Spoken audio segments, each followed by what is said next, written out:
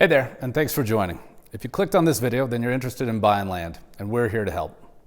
My name is Joshua. I'm a custom home builder in Northern Colorado, and I'm joined today by Shana Morgan, who is an ALC certified realtor with over 24 years experience in real estate and has facilitated the buying and selling of over 1 million acres of land worth roughly $14 million annually from Colorado to South Dakota and everywhere in between. She's going to help us walk through the process of buying land, starting from the broadest perspective of how to find land, down to thinking through utilities and balancing your specific site. So, Shana, first off, thank you for being here. The number one question I get time and time again when people are considering building a custom home is, where do I even start? And eventually they learn that they need to start by buying land. But the follow-up question that I automatically get is, how do I buy land? And so I wanted to kind of set the stage with, why is land so complicated, and how did it get here from your perspective, and how does one navigate all these issues with little to no experience? Well, thank you, first of all, for doing this. I think it's important to be educated when you're buying anything, especially real estate. It's a large investment. And so to be educated going in is a very smart decision. So yes, it's complicated. You know, we're sitting in a home that's already built. The zoning's already been done. All of the infrastructure's already in. Land has a lot of variables to it. And so it can get complicated in a hurry based on what you want to do with it and what the land may be suited for. The other thing that has made it more complicated, especially in this area, is demand. We've had a large influx of people come in. Demand has increased. At the same time, we started to see jurisdictions redo their land use codes in order to meet that demand. And then COVID hit, and it seemed like I went from trying to find a buyer for my 5-6 acre parcels to having a huge list of buyers. The demand for a little bit larger space to live on has increased. So I think that combination of demand, land use code changes, and land just being open to a few different variables as you walk through the process, it's complicated inherently. Yeah, no question about that. So let's start at a very high level. How does even one start to look for land, and where do they go online? Where does someone like yourself first list land that you may have available for sale? Sure. So we as real estate brokers typically will put our listings on an MLS, a multiple listing service. Mm-hmm. That multiple listing service then syndicates to the Zillows, the realtors, many other sites. So the consumer facing website is typically taking information from the multiple listing sites. So I think to start, just get on the internet and start looking at those sites. I think it's a great place to find kind of a general understanding of what you might be spending for a vacant piece of property. Okay. So then from that perspective, if you just start looking around, I mean, there are plenty of listings out there, but it's very, very confusing as to what those listings means, right? So you can see somebody who's listed land for $200,000, somebody who's listed land for $500,000. How does one start to think about like a budget and what that means if you're ultimately trying to build a custom home and you're looking at it and you just see all these lands?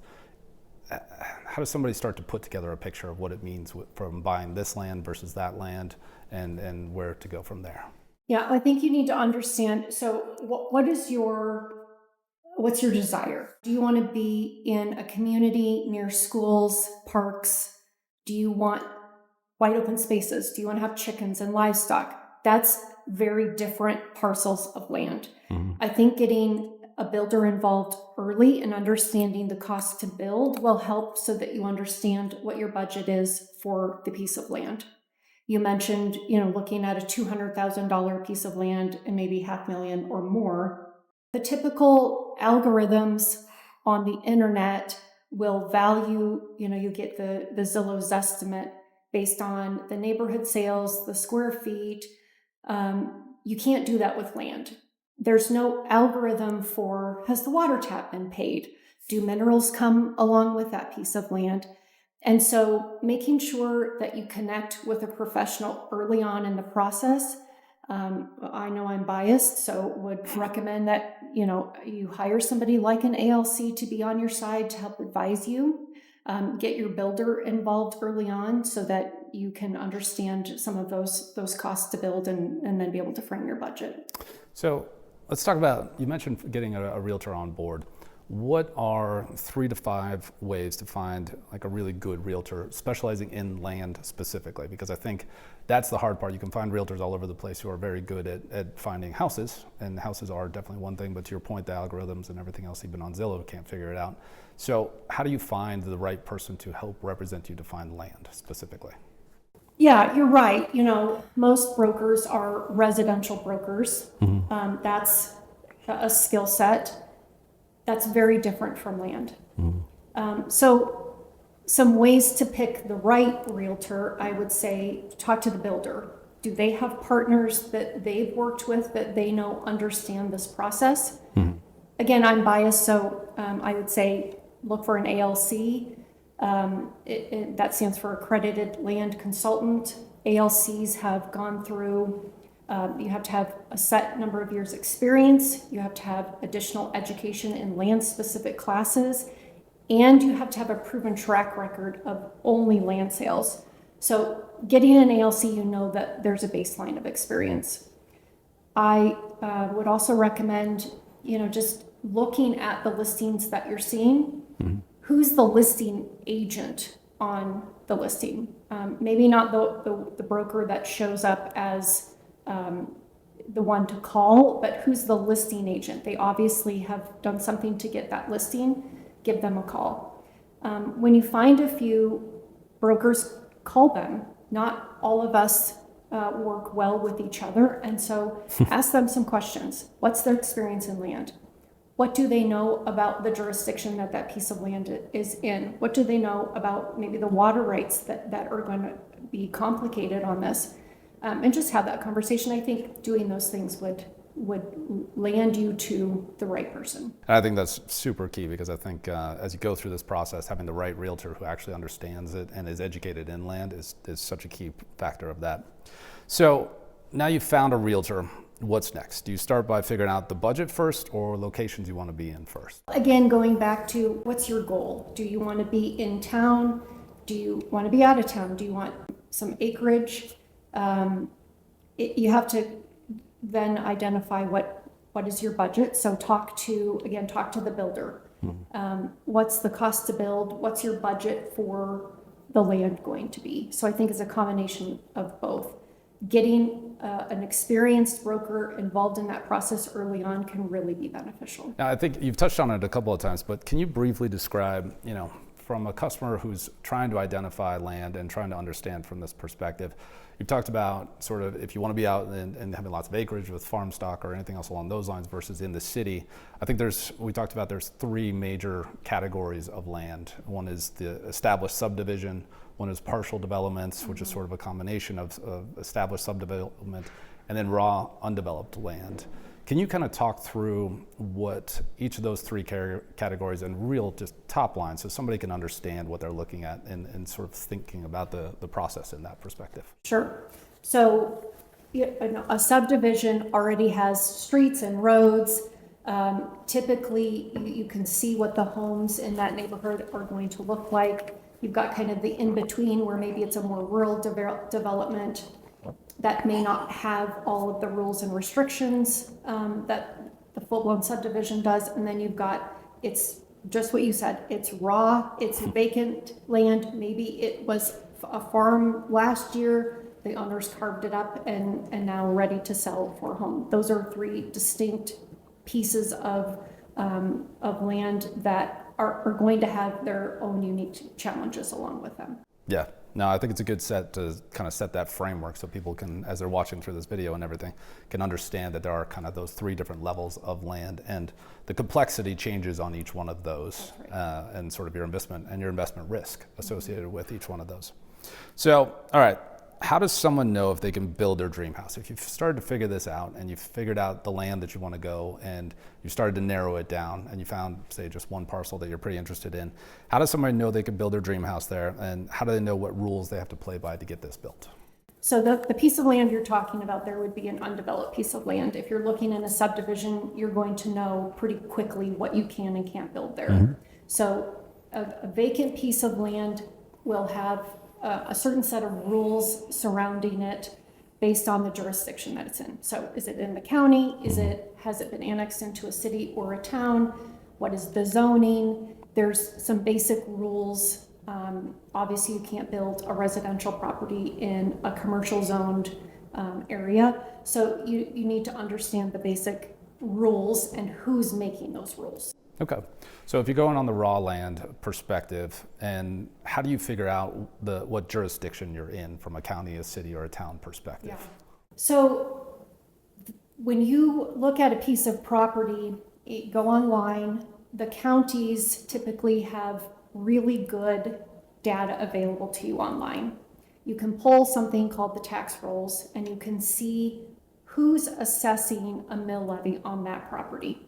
And that'll give you a good idea of not only the service providers, but who's going to have an input on the rules of that property. And so who's making the rules, a county or a town? Again, on those tax rolls, you'll see a county name. If you see a city or a town, that means that property has been annexed into a town or a city. Okay. And you touched on annexing, and annexing is oftentimes highlighted as a good thing, but I've also heard of negative connotations with that. So how do you know if your property, if you want to even, we've discussed if you can tell if it has been annexed, but how about if you want to try and apply to be annexed? Is that the right thing, the wrong thing? Do you have a different opinion on annexing? It depends. What are your goals? So traditionally, a county is going to have less regulations on that piece of land than a city or a town. And so if you want, to have livestock and you want to do more of the homesteading, you're probably going to want to stay in the county. But there may be some benefits to annexing. Maybe you can tie into the water or the sewer lines and maybe there's some benefit there. So you just need to look at both sides, know what your goals are, and do an analysis. Okay, that's fair. So we touched on zoning. We now know who the rule maker is, whether it's the county, the city, or the town. But from a zoning, help us understand what zoning is and the importance of zoning on laws on particular property. Sure. So the basics of zoning is a piece of property in a residential, a commercial, or an industrial zoning. That jurisdiction is going to look at their larger community to make sure that it's planned appropriately now and in the future. Can you share a real-world example of where zoning played a critical role in decision-making process? Yeah, so actually last year I listed a property in Fort Collins, 9 acres, and was in the county. It was under UR1, Urban Residential 1 zoning. Okay. I had people approach me that wanted to subdivide it. They wanted to put a wedding venue on there. And because of that zoning, it restricted what they could do. So there was no subdivision, there was no wedding venue. It was what it was. Mm-hmm. On the flip side of that, there's another piece of property, same situation in the county, 9 acres, but it's under a rural residential zoning. That one is able to be subdivided. Larimer County has, I think, 30 different zoning districts. So, we talked about residential, commercial, industrial. It's usually not that cut and dry. Yeah. When we're talking about 30 different zoning districts, you can understand that would get complicated in a hurry. But that piece of property, they are going through the subdivision process. They're in month 11 of that. So it's still long. They still are having to hire consultants and engineers to help them. But zoning absolutely plays a key role. Okay. So from a custom home perspective, if zoning doesn't match what you want, so to speak, is it worth going through the zoning process and trying to rezone it? Or, in your take, having seen this a couple of times, is it better to pass? I'd say you pass. Yeah. again, this is where you want somebody who understands it to take a look at it with you, but typically that would be a pass. Yeah. A lot of times zoning from that perspective is you can rezone if you're commercial and if you have a lot of money and a lot of time to kind of work through it, but on the residential side, it's a little tough. That's right. Fair enough. All right, so let's go into covenants and deed restrictions. Can you explain what those are? So we talked about zoning being a kind of the baseline of rules. Covenants and deed restrictions would be the next layer of rules on a piece of property. Okay. So if we're talking about a subdivision, you probably can expect there's going to be covenants. If we're talking about a rural piece of property, typically you're not going to have covenants. There still might be, but typically you're not going to.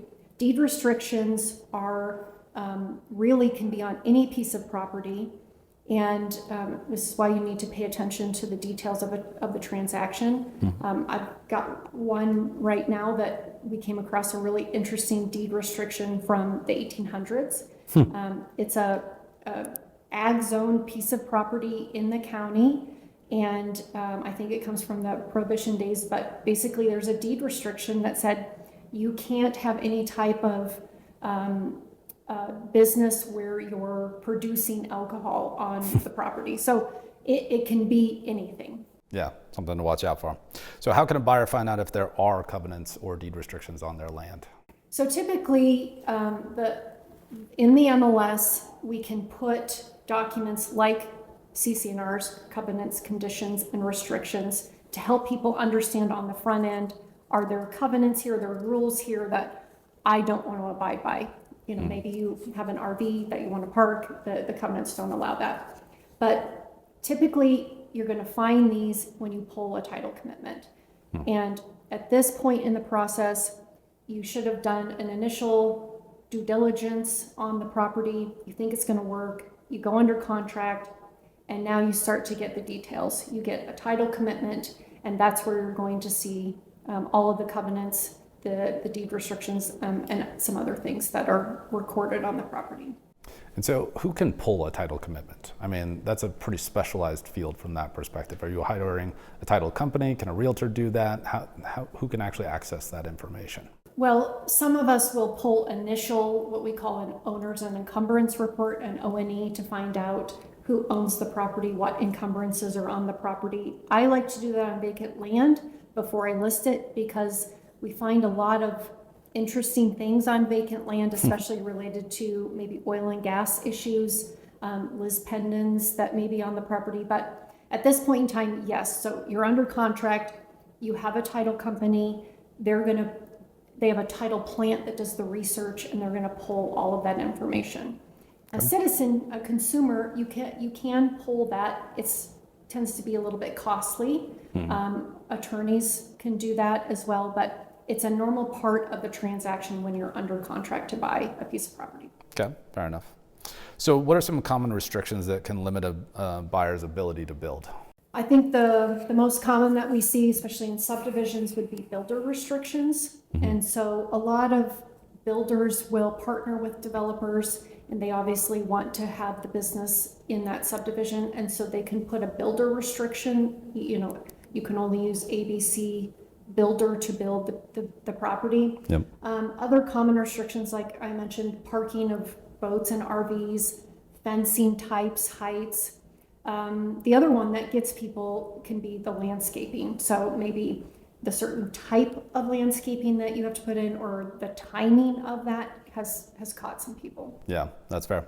Well, I could speak a little bit to the deed restrictions on builders, being a builder, because I know that can trip people up on a regular basis. And I think it's something that people need to be aware of and looking at it, because typically a deed restriction with a builder specifically does speak to you can't build with anybody else other than that builder. And so people need to understand that from a negotiation perspective, and understanding what that limits you for on your choices and where that puts you on the negotiating side. I do think there's an easy way to get around it. A lot of times most builders will lift it if you offer them more money. To be completely honest, we've seen it time and time again, that if you offer them a little bit more money, they will usually lift it and then make people feel a little bit more comfortable. But buyer beware on that aspect, because deed restrictions are real, and builders get very specific about those. So, All right, so staying on the theme of sort of playing this detective as you kind of try to put on the full picture together about this perfect lot, let's talk about sort of taxes and assessments. Can you explain how property taxes are assessed? Yes, we're going to take a little bit of a math lesson, so hang on. Um, Property taxes are assessed in the simplest form. We talked about the tax rolls, we talked about different service providers that assess a mill levy on that property. So it's basically mill levy times the assessed value is your property taxes. When we get into the, think of your Algebra 1 equations, the mill levy is divided by 1,000, and then you multiply that by the assessed value times the assessment ratio. And that gets really complicated. Assessment ratios are set by the state. The valuation is done by the county on a 2-year cycle. But that's the basics of how property taxes are assessed. Okay. So when you're kind of trying to estimate those future taxes and trying to understand it, where's the best place to go for that? Not from like websites or anything else along those lines. Can you pull that off the MLS pretty easy? Is your realtor the one who's going to pull that? How does a consumer figure that out pretty easily? So taxes is one of the fields that we do put into the MLS. However, you want to keep in mind that on that 2-year assessment schedule, a piece of property may be assessed as vacant land and hasn't caught up to the reassessment schedule, and now it has improvements on it, and that's going to increase the taxes in the future. So this is something you're going to want to make sure you've got some communication with the lender, that your realtor has helped you do some due diligence on what it is now and what it could be in the future, so that you can appropriately plan for that. You don't want to get caught in a reassessment year short on your escrow account. And you know, those escrow accounts have limits on how much they can actually put in them. So make sure that you're prepared for that. Yeah, that's a good tip. So staying on the topic of taxes, what should a buyer know about Title 32 special districts, or what is commonly referred to as metro districts, and how do they affect the long-term cost of owning land? Yeah, I think what I would want consumers to know is they're here to stay. They're a tool that developers are able to use and are using. I think you need to get educated in the process of what that specific metro district may be able to do. Metro districts have a service plan that governs them, and that service plan will talk about their mill levy cap and a lot of other complicated things, but you'll want to understand what their limits are. You'll want to understand what the time period is. You'll want to understand what the rules are, because many of them are functioning like an HOA. But know that they're here to stay. Development has gotten very expensive. Water is expensive. Everything's expensive.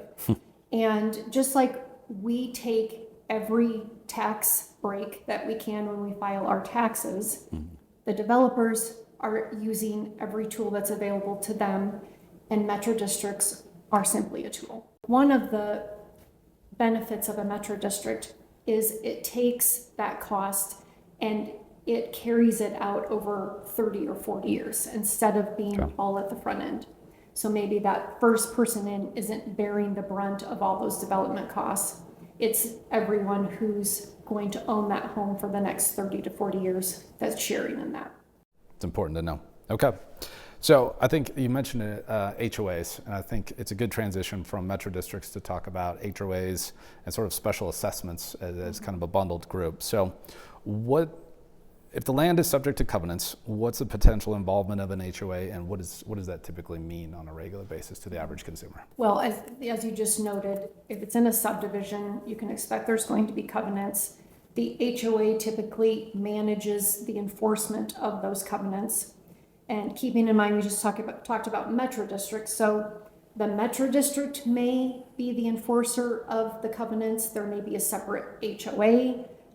So you want to understand who is actually managing it.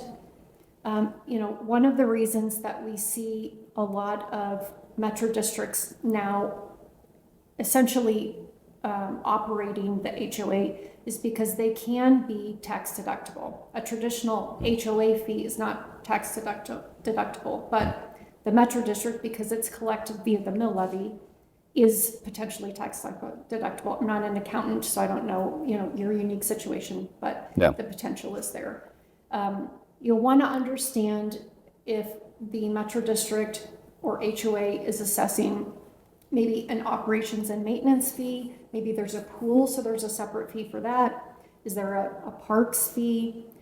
Some of the other fees that we see, maybe it's in a private gated community. Maybe there's a road fee.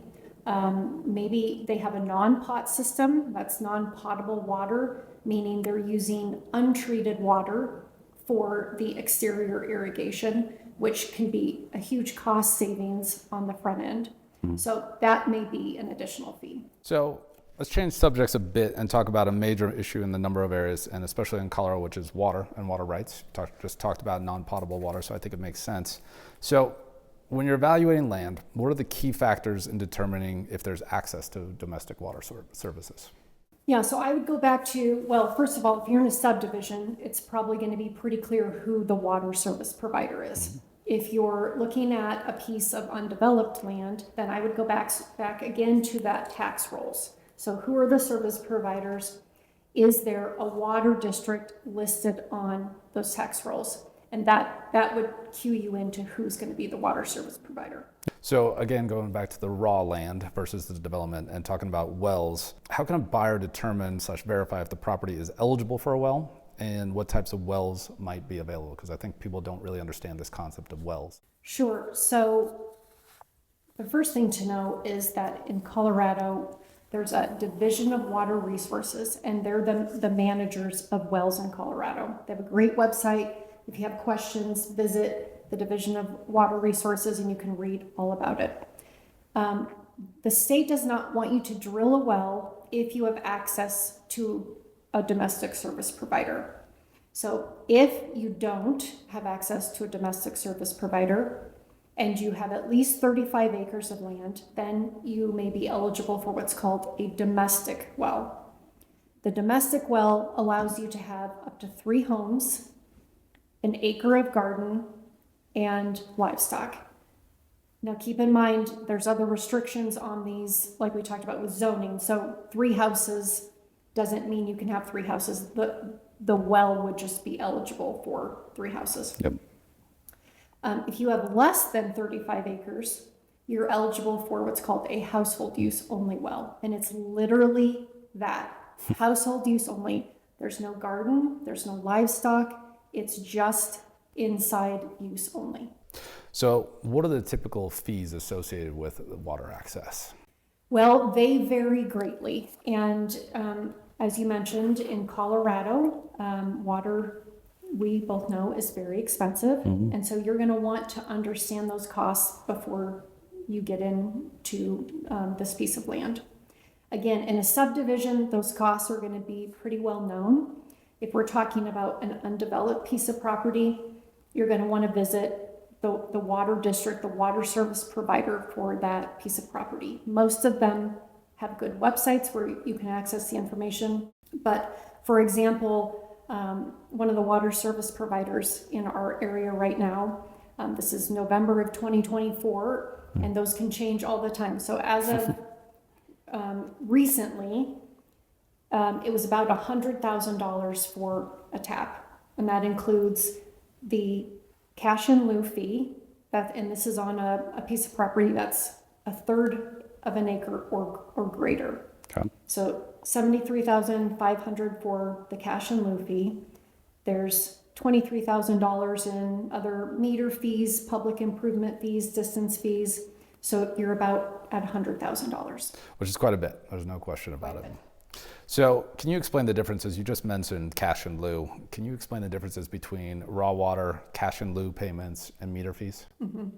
So the meter is literally the fee for the water meter. That's a hard cost that you pay for. Cash in lieu and raw water are the bulk of the payment. And so cash in lieu is literally cash instead of the raw water. A lot of the water service providers, they have a water portfolio. And so they have that raw water sitting in their water bank that they'll allow you to write a check for and then receive. Raw water means that if you have to dedicate raw water, that means that you're literally going out to the market and trying to find a share of the type of water that they accept. That can be extremely difficult. These are typically not traded in ones. It can be very expensive, but as we've talked about, cash in lieu isn't cheap either. So how much water is a buyer typically allowed to use, and how do factors like livestock or gardening affect water needs? Well, not to be a broken record, but it depends. Yeah. So if we're talking about undeveloped land, you're going to have an application process that you go through, and you're going to talk about the size of the home. You're going to talk about how many horses, cows, what livestock you're going to have on the property. And that's going to dictate how much water you need and how much you get. Again, using the water service provider that we just talked about, that $100,000 would get you about 220,000 gallons per year. Those are typically on a rate structure, so you have just paid the $100,000, but you're still paying every month for the use of that. And a lot of the service providers have put in tiered meter systems so that the more you use, the more you pay, to try to incentivize people to use less water. Which makes sense. So talking about water is also a good kind of transition into sewer, because you often talk about water and sewer at the same time. So what are the main considerations when determining if a property is connected to a sanitary sewer system or if it requires a septic system? This one can be trickier. I've talked a lot about looking at the tax rolls. Typically, the sewer provider is not on there. So this is where you're going to need somebody that understands that area and can help you navigate this. But if you're annexed into a city or a town, then you're likely going to have sanitary sewer service via them. If you're out in the county on an undeveloped piece of property, you're likely going to need to be on a septic system, and that's just an on-site sanitary sewer system. That's a very natural process that's handled on your property. Yeah, I can tell you from a builder's perspective, those costs are vastly different as well. Whereas I know that around here in northern Colorado, you can get a tap for a sewer fee as cheap as $3,500. And then a septic system can run you $30,000 plus very quickly from that perspective. So along those lines, gas and gas services, are there notable pros and cons between gas and propane sources? I think this is just a matter of personal preference. I have some clients who they won't look at a piece of property if it's on propane.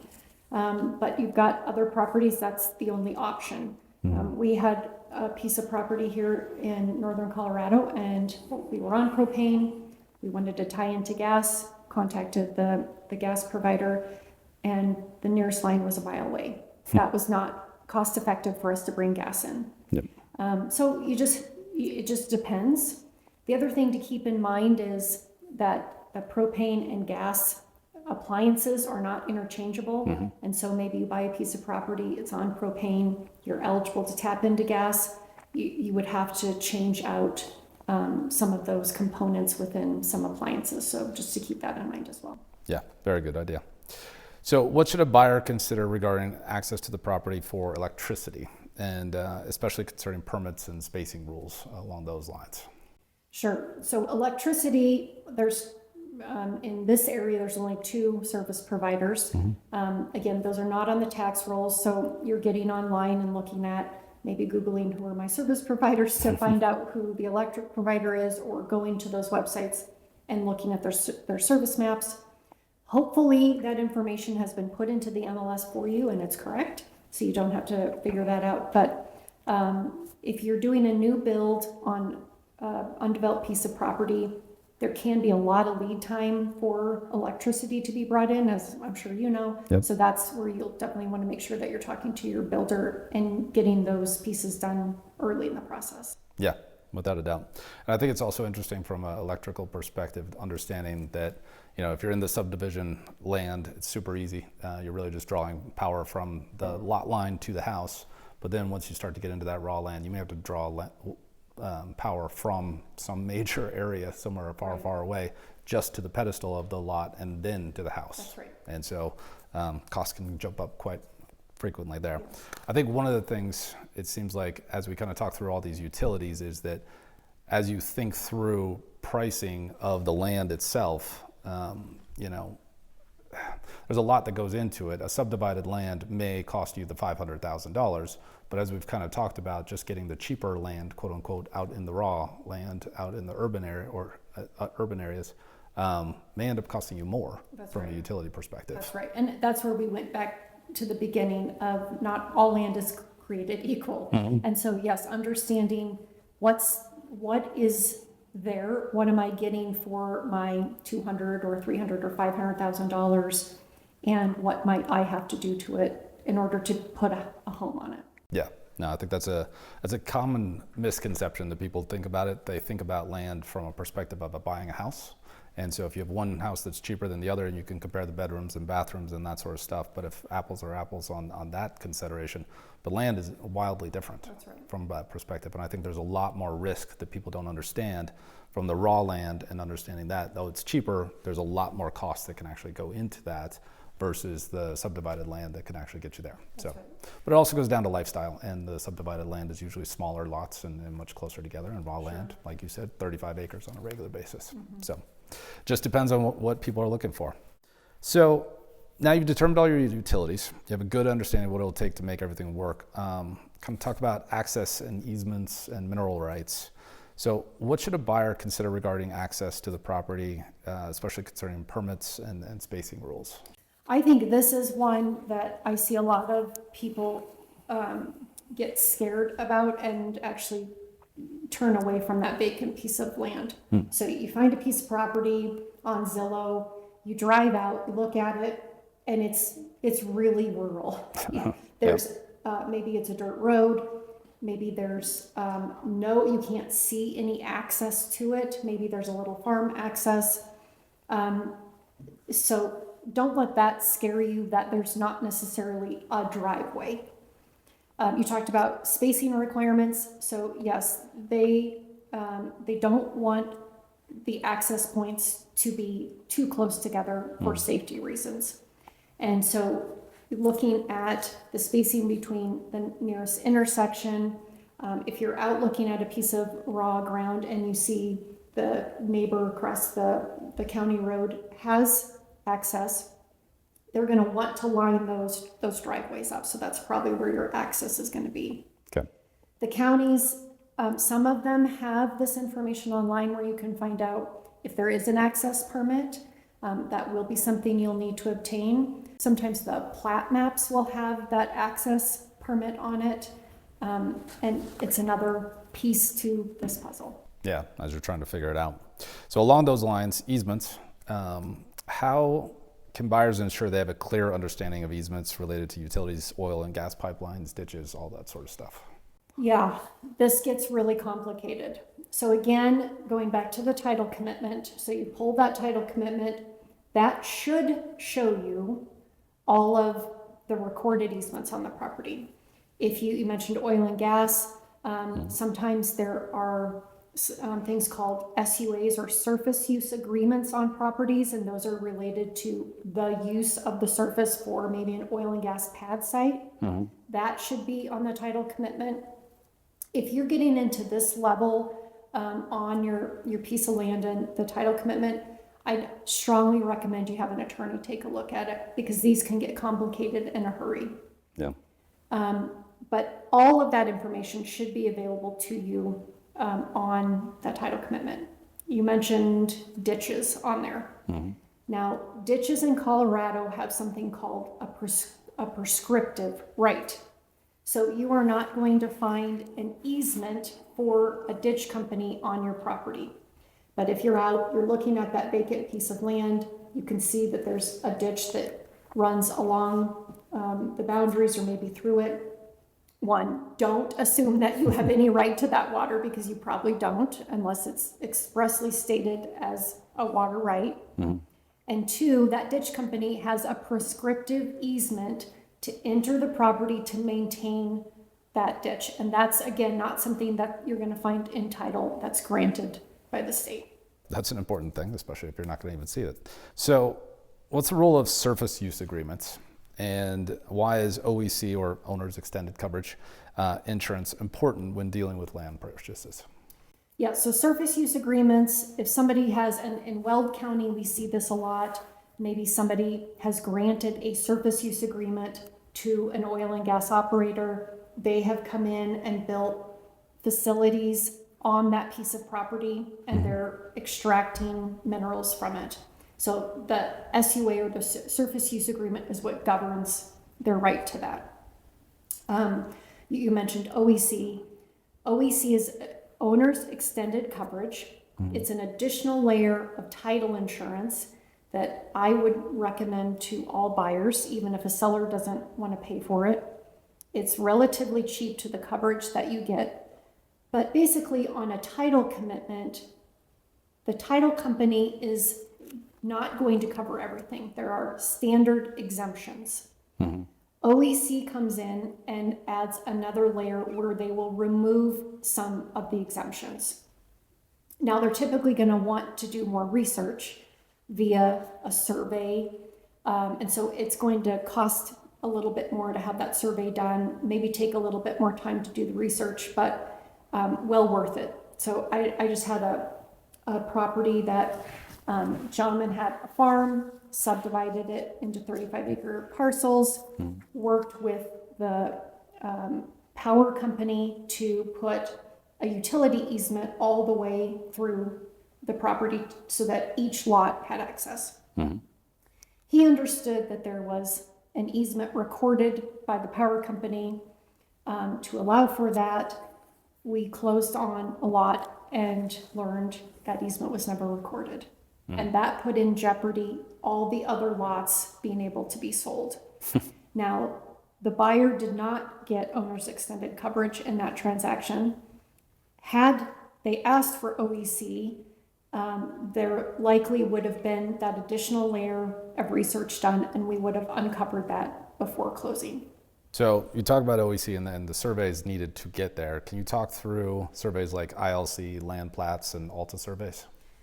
Sure. So those are just kind of different layers of a survey. So an ILC is an improvement location certificate. Okay. And that just simply shows you the boundaries of the property and the improvements that are on that property. It's a visual representation of the improvements. The land plat, we see those in any type of land that's been subdivided. The Alta survey is kind of the king of the surveys, and it basically takes all of the information on the title commitment and it puts it in a visual form. So if there's a utility easement, then it will show, this 30-foot utility easement. If there's an access easement, it'll show that. It's a visual representation of all that you see on the title commitment. Yeah, something that makes it a lot easier for people to understand very quickly. It does. It's expensive and it takes time, but it can be well worth it in the end. Yeah, very true. So staying on this path, let's talk about other issues people need to be aware of, specifically floodplains. What steps can a buyer take to determine if the land falls within a floodplain, and how does that affect building plans? Sure. Again, this information, we as realtors should be putting that into the MLS, but as a double check, most of the FEMA data on floodplains is in the county, and so going to the county and looking at that particular piece of property, and is it in a floodplain, is it not, what's the risk assessment on it, and yes, it can affect building greatly. I would say, maybe you've got a piece of property that has some river frontage. You can expect there's going to be part of that property that has floodplain issues, but where you want to build is not necessarily in the floodplain. So again, making sure that you get your builder involved early so that you can understand yes, this part's in a floodplain, but does not impact me or does impact me where I actually want to build. You're going to want to make sure that you're talking to your insurance company, to your lender, if you learn that the piece of property is in a floodplain. I closed a piece of property a year or so ago in Brush and basically learned the entire community of Brush is in a floodplain. Huh. There's ways to overcome it. You're paying more in insurance, but yes, it can impact what you can do with the property. Okay, I didn't know that about brush. Learn new things. So soils and topography. Why is it critical to understand the soil composition of the land? In Colorado, we have a lot of areas that have expansive soils, and that can mean additional expense in the building process. And so if we're talking about a vacant piece of property, it needs to have a soil report done on it. And sometimes, again, you have sellers who are selling their property and it already has a soils report that's been done. You can send that to your builder and they can easily tell you if this is a good or if it's going to require additional dirt work. It's something that I would recommend, again, that buyers get before they buy the property, because it's going to be needed in the process anyway. And if you have an issue, it's money well spent to avoid the problems. Yeah, and this is one that I can speak to very clearly because from a soils perspective, it can greatly affect your build in every way, shape, or form. We just had an experience where, two different experiences where we've got property out in Windsor, Colorado. It's a great property, fantastic, but the land requires us, because it has so much movement, to do caissons. And the caissons on this, and this is a very expansive property, it's a 10,000 square foot property. And we now have to put 107 caissons in this property, which is massively different than a footing and foundation concept. And it's one of those things where, again, the land looked cheap at $350,000, and then you start to look at the cost of putting 107 different caissons in here. And we didn't build it with the footings and foundations aspect, but it's roughly going to be about 2x on the foundations at minimum from that perspective. So soils report is super important from that perspective. And most people have no idea how to read it, and that's fine, but a builder does, and a good builder does, and they can quickly tell you what's going to be necessary on this. And so that can also inform your design and where you go from there to understand that, because that house was very expansive, and had they thought about that a little bit more or understood that from the front end, they could have made it more of a vertical house and the smaller footprint, which would not have then cost nearly as much on 107 different caissons. So different ideas. All right, so dirt, let's talk about dirt and balanced sites. So what does it mean for a site to be balanced in terms of dirt, and how does that affect the overall construction plan? When we're talking about a balanced site, we're typically talking about a large development. So think about a piece of ground, it's been a farm, it's been irrigated. Think about the ideal topography of that ground. Now think about what a subdivision looks like. You're adding a ton of impervious space with rooftops and streets and driveways. And that water that used to seep into the ground is now running off of these impervious spaces. And so when we're talking about land planning, an engineer will take a site and they'll decide, where does the detention pond go? Where's the water going? So dirt is getting moved around on these sites, and typically you're going to have to bring dirt in. It's very rare that you come out and deposit it when looking at dirt. And many people think it's dirt, it's cheap. It's not. It has to be a specific type of dirt. And so a balanced site is simply how much dirt do we need to bring in, or how much excess do we have? Yep, fair enough. That again does absolutely cost a whole lot of different numbers. So finally, I think if someone is this far in the video, we could talk about the most complicated part, which is practically turning someone into a developer, which is subdividing parcels, right? So if a buyer wants to subdivide their land, say they have a 3-acre parcel and they want to start taking it into 3 1-acre parcels and kind of work along those lines, how does somebody even get started in that process, in that perspective? Because that starts to get super complicated. It does get super complicated. If you have a 3-acre parcel and you want to divide it into 1-acre pieces, I would be hard pressed to say that that would be possible or financially feasible. If it's already that small, it's probably as small as it's going to get. There's a reason why there's not a lot of developers. This is a risky game to play. So I would say, going back through what we talked about, look at what the zoning regulations are, look at the water regulations.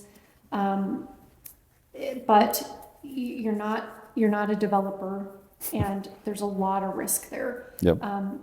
The ones that can be subdivided, there's no guarantee. You're going to need a team of people to do this for you. I had a client that is a developer, a very experienced developer.